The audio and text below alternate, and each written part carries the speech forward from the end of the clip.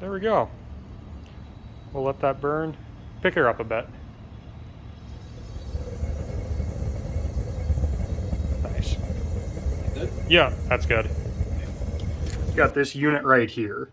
So, for this, we have a length of just black copper pipe here that's threaded on both ends. We have this Teflon tape down here on the one side. Not necessary for this. All this is just a Venturi action that'll be taking place. As we're adding in the pressure from this end, it'll be sucking in air along with it.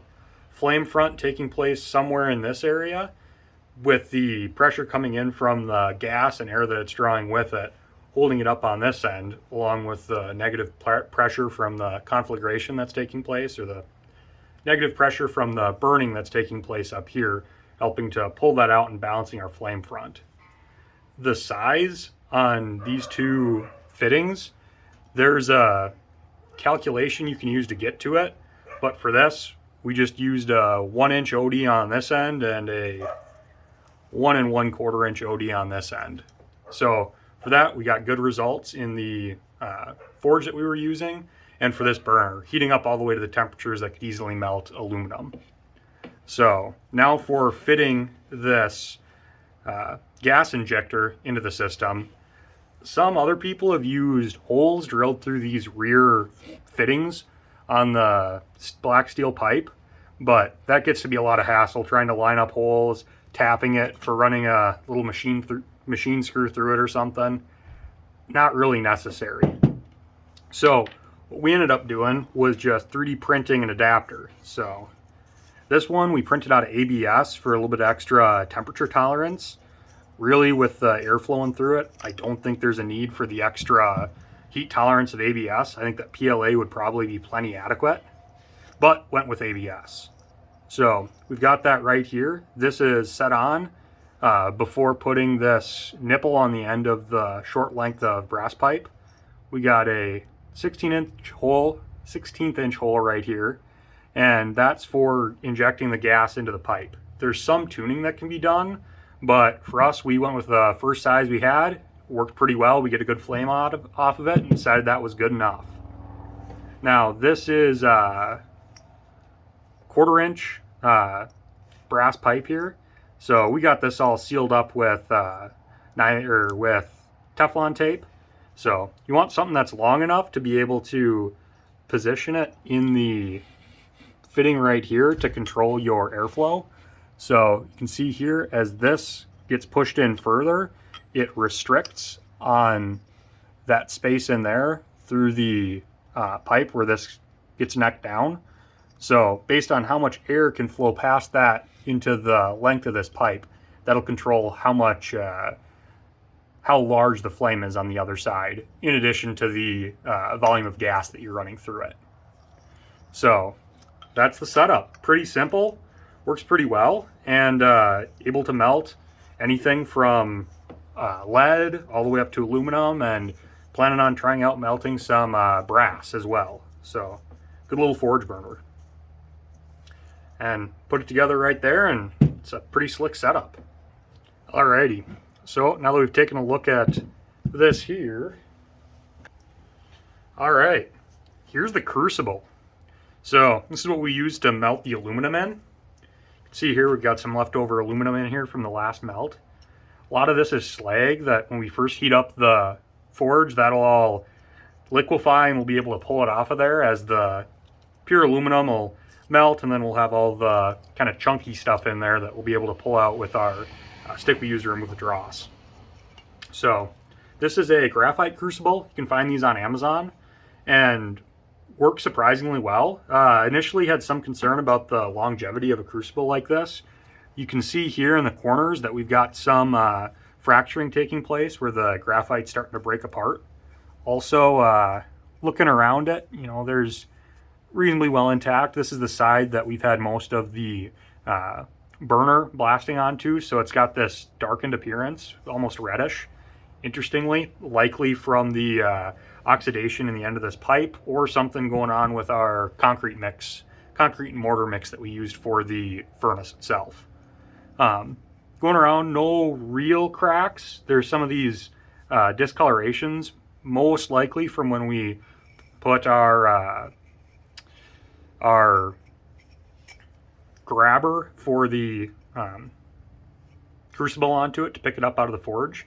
This is what we use here, so then we can just grab that with the pliers like this. So you can just come in, pick it up while that's mighty hot and maneuver it around. So pretty slick setup right there. This was just bent out of steel rod, so just bent it up in the vise, got it to a size that would work acceptably around the crucible that we have right here. So you can see here on the bottom of this that there's some fragmentation taking place with parts of this breaking off from just being set down and generally in a very hot environment when it gets set down on top of other small rocks in the bottom of the furnace. So now let's take a look at the other crucible that we've used. All right, this is the first crucible that we were using in the furnace. So this one we used initially to melt both lead and aluminum, and then it bit the dust on one of our later aluminum melting runs. As you can see down here, we have some aluminum leaking out the bottom. Simply a propane tank like we had right here, that from there enact a cut on it to produce a geometry like this for our crucible. So after that, we had the holes in the side for a pair of tongs like this to be able to go around and pick it up to maneuver our newly built crucible. So for this, we still had to use something to pull it on the backside to pour it into our mold, but worked pretty well. This was a lot easier to lift out of the furnace compared to the first one, aside for the little bit of a spring fit on this handle. If you're just working with lower temperature alloys like lead, just a simple steel crucible like this one, constructed from a empty and cleaned out propane cylinder, would work effectively. But for getting into the higher temperature stuff, you really need to go to a graphite crucible like this one. They're cheap on eBay and Amazon, something like 10 bucks for a crucible this size. And really, there's no point in messing around with something like this unless you want to get something done in a day, just to be able to see yourself melting something. Crucible like this will perform a lot better. The dross inside of it can effectively be removed just simply with fingers on here. So you can tell that the graphite doesn't have stuff stick to it nearly as much as the steel in the inside of this one. And for pouring, this thing pours like a dream. There's very little stuff that slicks around the bottom, but there was some risk on this one. So all in all, crucible like this one is the way to go.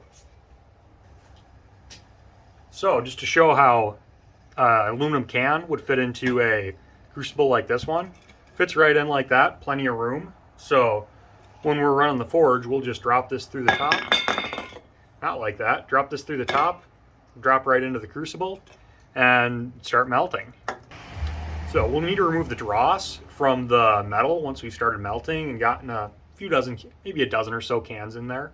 So that dross that we get is from all of the graphics that are on the outside, all the ink from that, the gunk inside of the can, and also just in general oxidation taking place with the aluminum.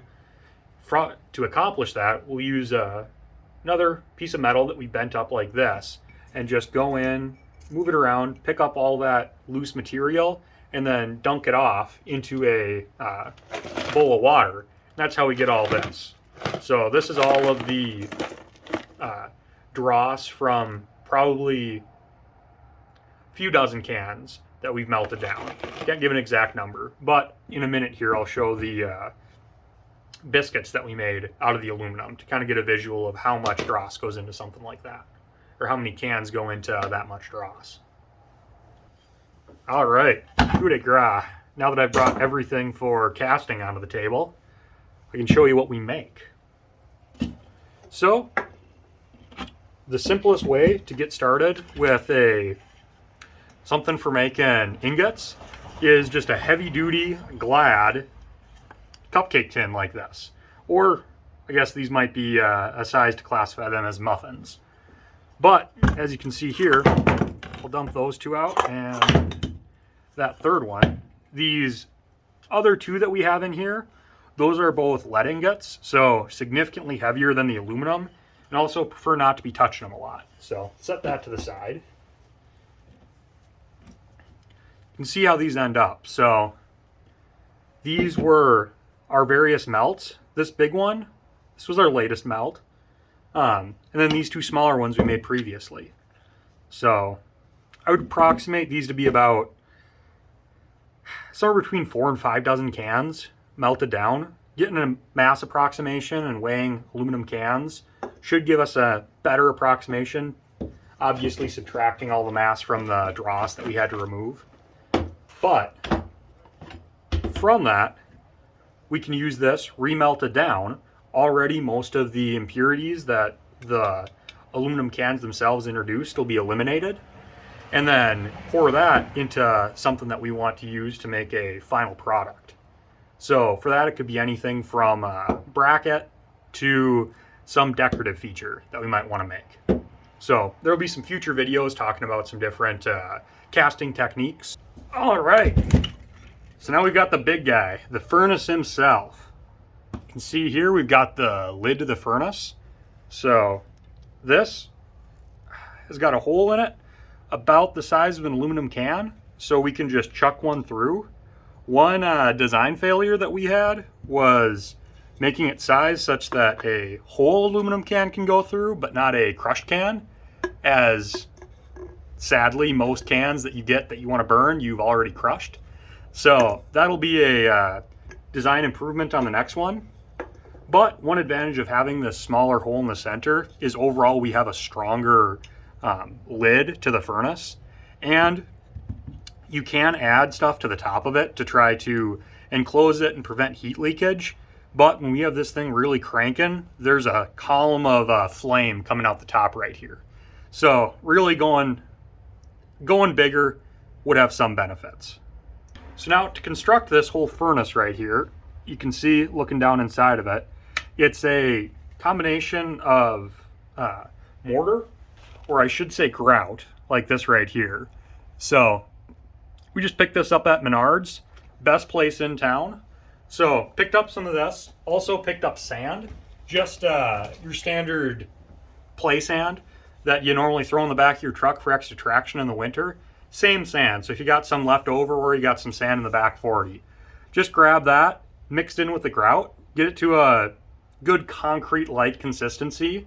Obviously we could have used concrete for something like this, but going with a mixture of grout and sand, that's what we went with. Concrete might have been a better choice, but this has lasted for a good while without too many issues. So now let's take a look inside. You can see there's a lot of leftovers from previous burns, and the opposite side of where the burner is normally in here, something like this at an angle to try to get a circular flame front going on, so get the flame running around the side so that there's heat also on the back side of the crucible when it's just setting down in there. So because of that, this opposite side is very, very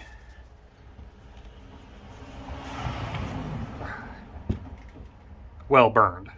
So over time, this is probably going to start to break down, and I think we'll be looking at picking up a new can, obviously, and some fire blanket to put inside of it, as the fire blanket can handle that heat a lot better and won't break down like this. But this is something that we were able to build just from parts at Menards over a weekend. So let me put the lid back on her, right like that. So that about does it. That's the forge. So pretty compact unit. This, along with the burner, can melt anything from aluminum cans to lead, probably all the way up to copper. So it's a good unit.